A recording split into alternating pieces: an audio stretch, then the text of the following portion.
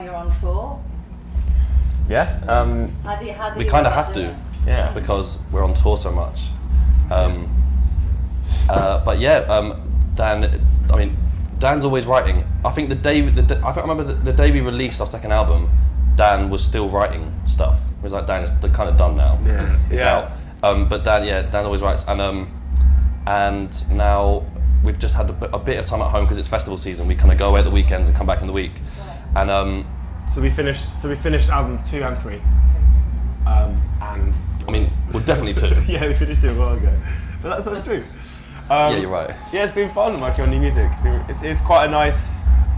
I don't know. I think having done 2 albums now, it's quite nice working on the stuff that you know you're going to play, hopefully quite a lot, and I don't know, like just having fun messing around with new sounds, and I think also our second album was quite a lot about how fucked up the world is and how mad it seems at the moment, and not really knowing how to deal with that. So And it all came true. yeah. So the third one, it's going to be like kittens and puppies and rainbows. Yeah, Hopefully exactly. that comes true. I think I'm quite looking forward to not standing in front of like big media doom screens every night and singing about how fucked the world is. I think that we're just gonna make a record. We should get a giraffe on It's all stage. about distraction tactics. Yeah, big inflatables, cuddly toys, balloons, confetti. I'll just stand there letting off party poppers for an hour. Nice. Avant-garde. Yeah, no, I think it's good to How be do able you to. go, like being away from the studio? Like, do you just write on the computer? Or? Yeah. Generally, just I take my laptop and a little keyboard and a microphone and just write on that really, and kind of, and on my phone quite a lot. I'm quite strange, I think, generally, but also I kind of, if I get an idea, I have to go and sing it into my phone. It's fucking annoying. Sometimes you can be you're in a film in the cinema, and you're like, either I'm going to be singing this around in my head for the next hour and a half. Bloody like Dunkirk. I was Oh, like, wow, really? I've got to pop out to sing something to my phone. It's so annoying. But yeah, and then sometimes Mark, the producer we work with, sometimes we send stuff and bounce it back and forth. And yeah, if we're on tour, like not festivals, if it's proper tour, work on things in sound check. So yeah, that's kind of how it works. Yeah, wonderful. It's nice. Best of the time that you have. We try to, yeah. I think. That makes us sound really un-rock and roll. Yeah. We're always trying to really plan ahead and make sure that we're productive on the tour.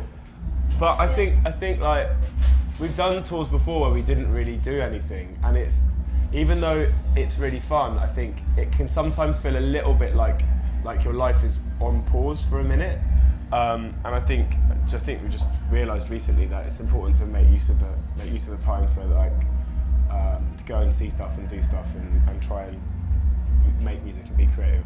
That's nice while on tour. Yeah, we are, but I'm just saying that perhaps that's not the coolest thing to be.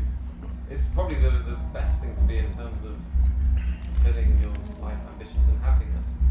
But it doesn't sound as cool as perhaps Keith Richards, who can't remember the 60s or the 70s. I don't think he was very productive in his downtime.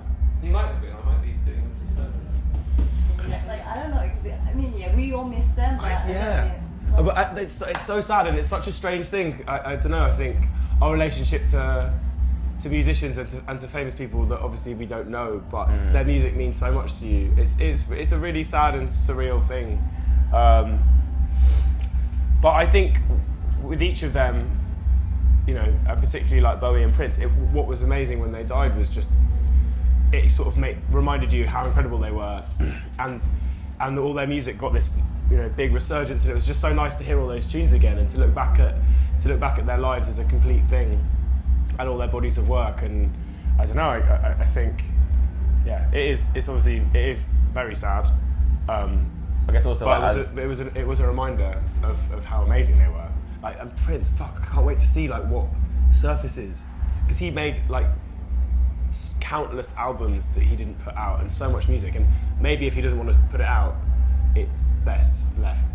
But also all just that culture that, I don't know, touches you or speaks to you.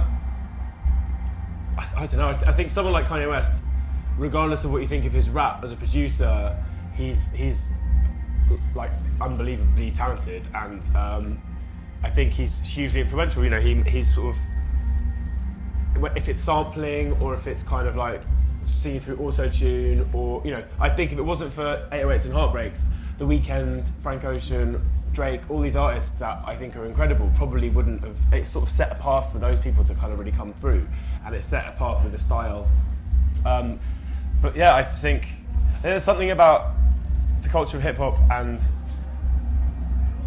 the sort of reinterpretation of other work and other bits of music and turning something that exists into something completely new and putting a different slant on it that I think is amazing. And we were when we did our first 2 mixtapes, the idea was just to put music out for free. We were looking to people like The Weeknd and Frank Ocean and Odd Future who were just putting albums up online. And there's something really fun and free, I think, about that.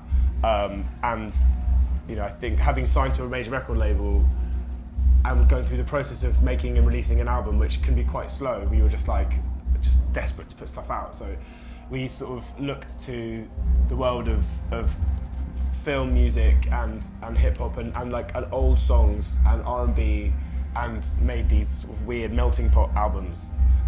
And they were completely illegal because we didn't get any of the samples cleared. So we kept getting lawsuits, which was really fun. But it's quite fun for us to have these albums that kind of exist but don't officially exist anywhere. Yeah. And also, I think it's nice to kind of fuck with people's expectations a bit, because I think it's easy to kind of pigeonhole musicians and bands and artists. And it's fun for us to do a tune like Weapon with Angel Hayes, which is kind of quite heavy and aggressive, and it's a chance to collaborate. I think that's the other thing about hip hop, is it's such a collaborative form, be it behind the scenes, production wise, but also in terms of sharing vocals on tracks and all that kind of stuff. And it sort of allowed us to do a bit of that. Or about people's feedback. How often? Every time I look up our band on YouTube, it's so annoying. I get a load of French nonsense. Luckily, I can safely say that none of us have ever searched ourselves up on YouTube. The only problem we have is when we go to French-speaking countries and we're obviously pronouncing it wrong. Yeah. And that's just, bastille. And it's not how you say it at all. They're no guys, that's not right. But other than that, I don't know, quite often we've had, so you're called Bastille, is that because you think that you're revolutionising music? We're no, it's just Dan's birthday. That's the only reason. And picking a band name is so hard, and as soon as someone just okay, there's the link to the lead singer. So that, there it is, it's done, the band name's done now, we don't have to think about it again. Also, everyone thinks that that's going to put us really in the good books with French people in general, but it'd be like a band calling themselves Times Square and then going to America and wondering why no one, why everyone doesn't love them. Yeah, how dare you. Bastille's just an area of Paris, so, oh well. What impression did it leave your first visit? We had a really good time, but we were only here for 2 days, or less last time. And it was kind of in and amongst a tour of Southeast Asia. But we always wanted to come back. We had a really fun kind of show and a fun evening. Ate some barbecue and had a wander around, went to some temples and stuff. And yeah, I think one of the things with touring is that you're kind of very fortunate to be able to go and visit places. Often it's not for long enough, and you kind of, that's the worst thing in the world to complain about because we're so lucky. But it's really nice now we're on our second album, being able to revisit places that we loved the first time and see more and spend more time there. So yeah, we were full-on tourists yesterday. We had a great time. What did you do? We went to Raccoon Cafe. Yeah. You've been to one of them? Have you been? Blow your mind. What? It's amazing. A raccoon cafe. And so you walk in, there's dogs and stuff knocking about, as well, bulldogs. Then there were 5 raccoons. Do they actually have raccoons? Raccoons Yeah. in there, just wandering about. I'll show you pictures afterwards. Yeah. It's amazing. And and they're all just wandering about, and they've got little playgrounds, and then and they come and just walk on you. You have a little hug with them, and it was amazing. One of the raccoons tried to hump our one of our crew's legs. Yeah. It was quite weird. One of them was on his head, the other one was rubbing up against his leg. There was like an albino, a white one up on his shoulder. There's one on his leg. It was crazy. Big fat fella as well. He's a big lad. Yeah. We ate some street food, Some street food, and then drove around a bit. Drove around, did some, obviously went to the Korean barbecue, of course, and yeah, did some karaoke. Did some It was karaoke. pretty awesome. Yeah, day. we just filled it all in. Sounds like It's it. a busy Sounds day. like it. Viewers of Box Music. Hello, viewers of Box Music. We are Bastille. We are in Korea, and we're very happy to be here. And yeah, hope that you're well. And if you don't like our music, sorry for wasting your time.